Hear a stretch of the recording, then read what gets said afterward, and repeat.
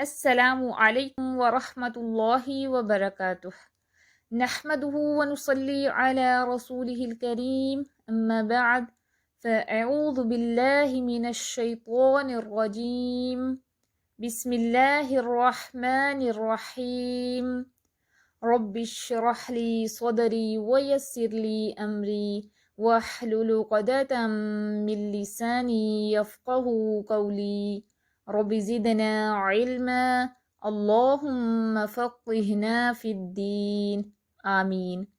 کیسی ہیں آپ سب؟ امید کرتی ہوں ایمان اور عمل کی بہترین حالتوں میں ہوں گے الحمدللہ۔ آج ہم مخرج نمبر 8 کو دیکھیں گے۔ مخرج نمبر 8 پر ایک ہی حرف ہے، وہ ہے ضاد۔ مخرج کے اعتبار سے اسے حرف حافیہ کہتے ہیں۔ مخرج کیا ہے؟ زبان کی کروٹ جب اوپر کی داڑوں سے لگے، بائیں طرف یا دائیں طرف، دونوں طرف سے بھی ادا کیا جا سکتا ہے۔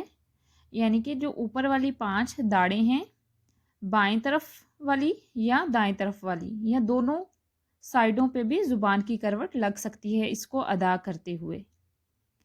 اس حرف میں اکثر ہم غلطی کر جاتے ہیں کہ اس حرف کو پر دال کی طرح یا باریک دال کی طرح یا دال کے مشابہ پڑھ دیتے ہیں، جو کہ بالکل غلط ہے۔ پر دال مطلب کہ موٹا کر کے دال پڑھنا، جیسے داد، ٹھیک ہے؟ یہ اس مخرج تو ہم دال کا ادا کر رہے ہیں، چاہے اس کو موٹا کر کے پڑھ رہے ہیں، یا باریک دال کی طرح پڑھنا یا دال کے مشابہ پڑھنا، ٹھیک ہے؟ یہ بالکل غلط ہے۔ اسی طرح خالی ضا پڑھنا، یہ بھی غلط ہے۔ اس کو ہم پڑھیں گے ضاد۔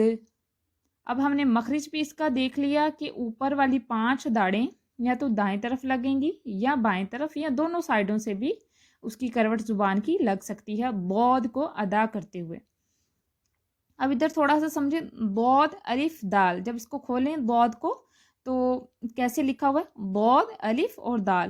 جب ہم دال ساکن پڑھتے ہیں تو کلکلا کی آواز آتی ہے، کلکلا ہوتا ہے۔ اسی طرح ضاد پڑھتے ہوئے بھی اینڈ پہ کلکلا ہوگا، جیسے ضاد ضاد، کیونکہ وا کا مخرج اور ہے اور ضاد کا مخرج اور ہے۔ آپ نے اس کا دھیان رکھنا ہے اور اس کی اچھے سے پریکٹس کرنی ہے۔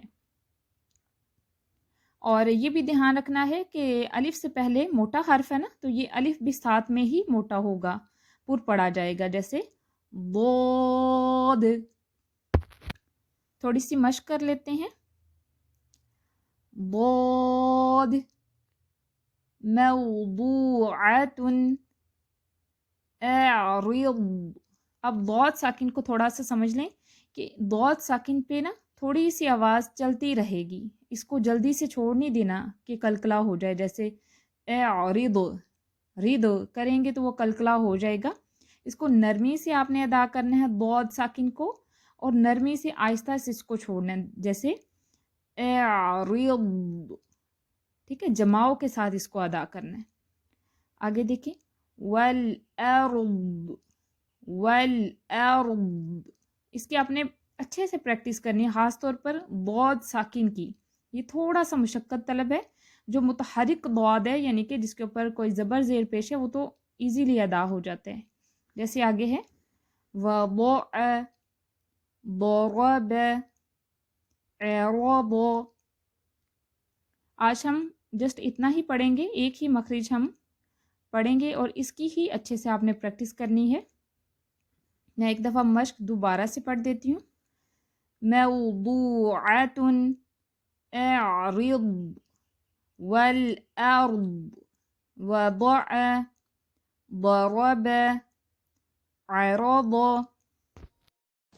أض أض أض أض أض أض أض أض أض أض أض أض أض ض ض